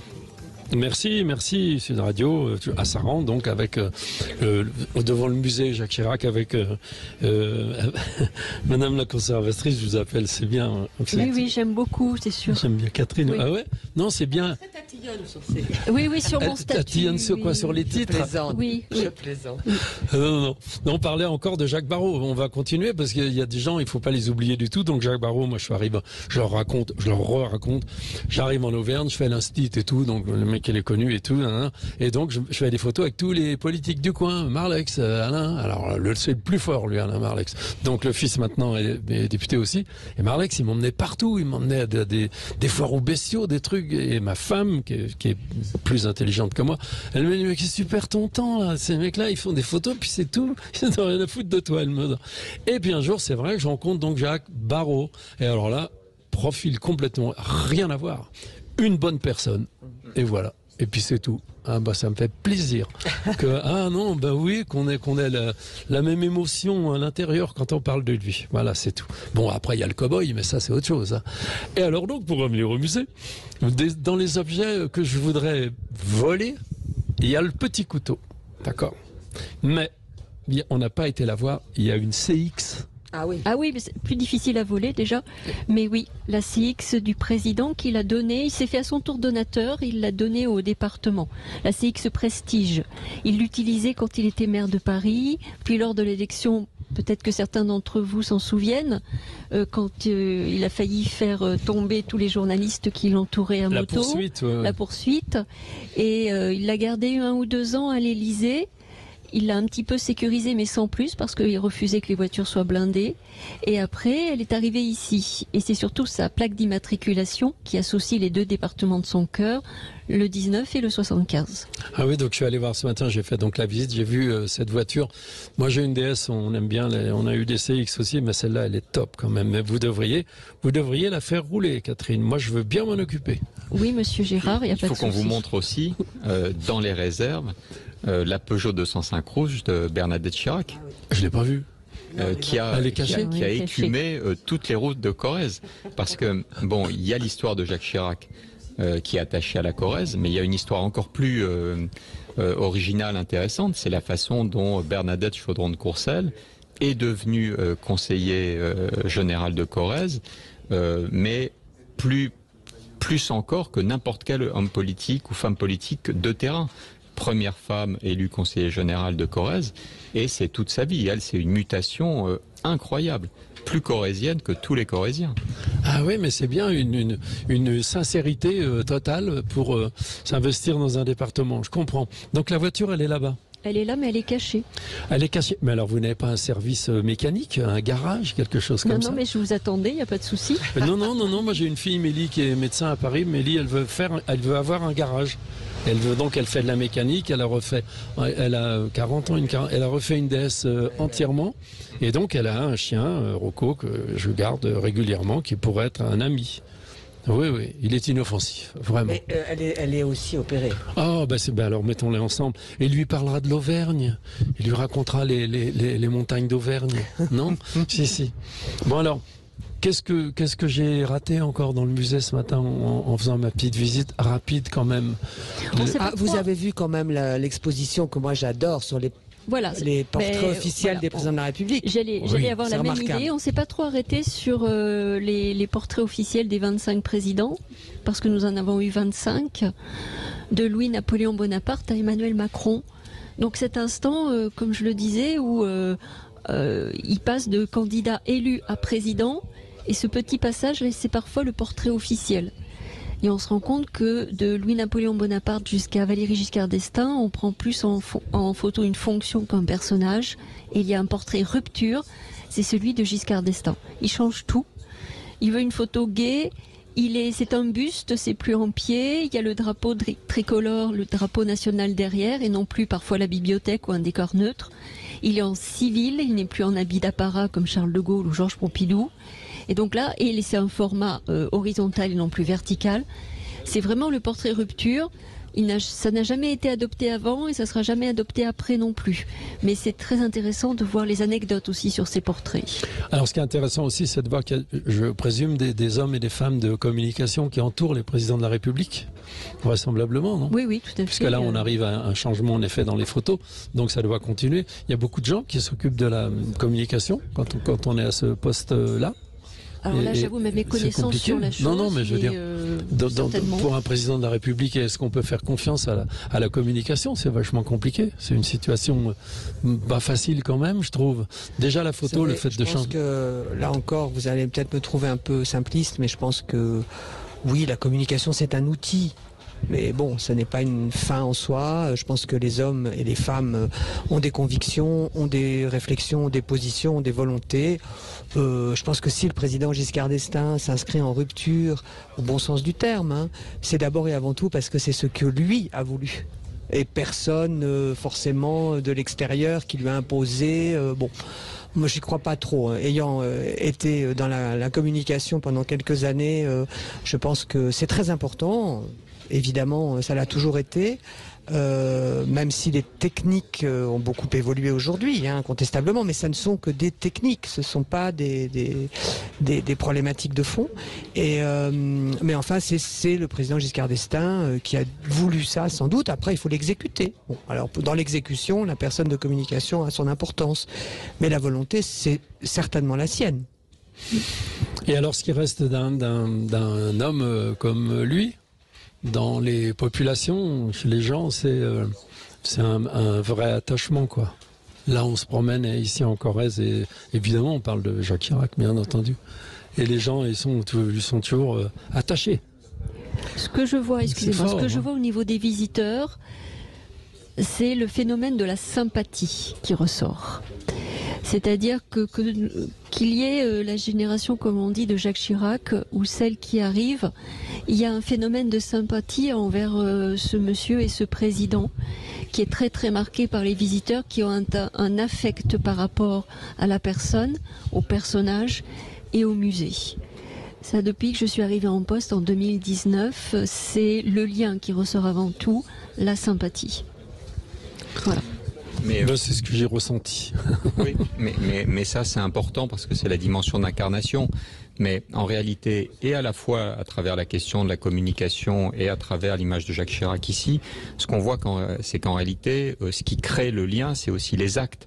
Quand on creuse et que les gens s'expriment, ils vont dire tout a changé à l'époque avec Chirac. Les routes, les autoroutes, les infrastructures, les accès. Tout ça, c'est l'action. Un chef d'État, ce qui reste de lui, c'est pas les actes de communication, ça c'est des feuilles au vent, c'est la réalité. On parlait de Giscard d'Estaing, il y a l'image de modernité, mais juste derrière, c'est le droit de vote à 18 ans, c'est l'avortement, ça se traduit par des actes. Et donc, voilà, une vie politique, c'est d'abord et avant tout des actes, et évidemment, c'est pas quelque chose d'abstrait. Et quand quelqu'un comme Jacques Chirac arrive à cumuler à la fois le fait de faire et puis d'être proche, tout en étant aussi distant. Moi, j'ai travaillé avec lui. Il était à la fois formidable comme patron, mais il a toujours maintenu une distance.